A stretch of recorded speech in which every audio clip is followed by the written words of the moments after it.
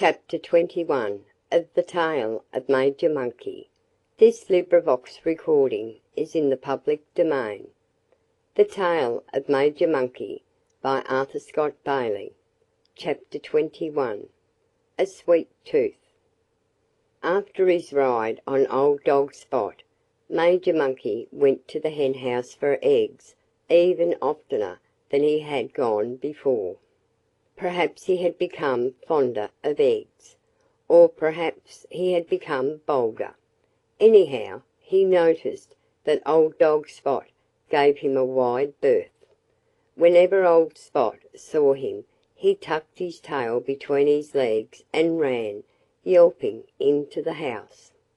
Now Johnnie Green soon discovered that something, or somebody, was frightening old Spot almost every day.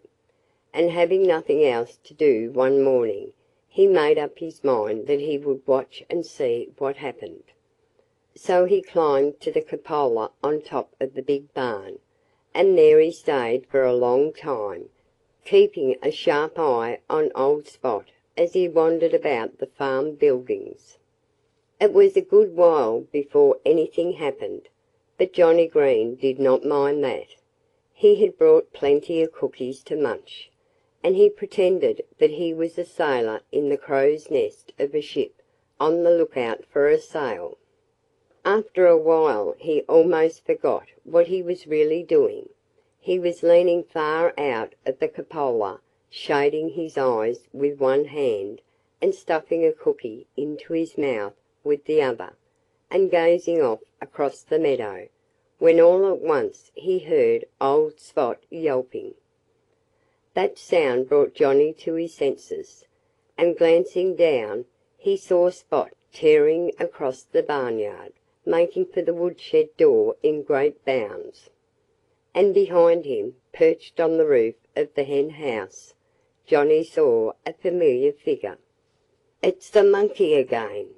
Johnnie Green cried, and he clambered quickly to the ground. But when he reached the hen house, Major Monkey had fled.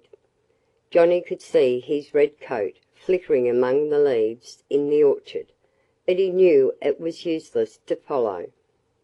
Although Major Monkey was aware that Johnnie Green had seen him again, he did not stop visiting the henhouse. To be sure, he became somewhat more wary. He never went inside the henhouse for eggs without first looking around carefully, to make sure that Johnnie Green wasn't watching him.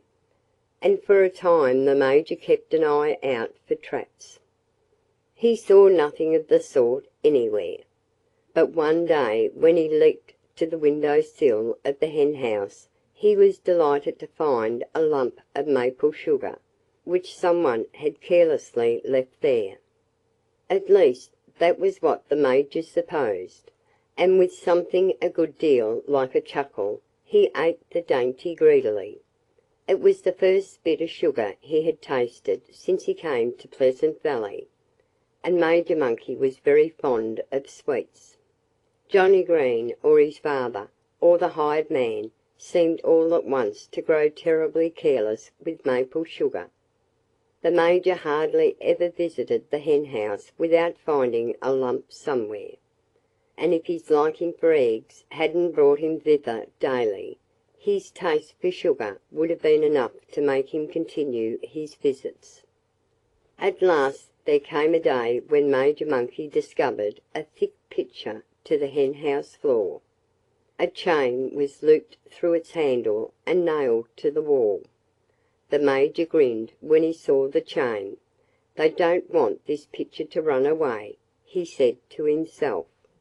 Being of most curious turn of mind, he looked into the pitcher, and then he promptly thrust in a hand. There was a good-sized lump of sugar inside, and Major Monkey's fingers closed upon it greedily. His face wrinkled with annoyance when he found that he could not withdraw his hand. Empty, it could easily have slipped through the mouth of the pitcher, but with the sugar clutched in it, his hand stuck fast. Chapter 22.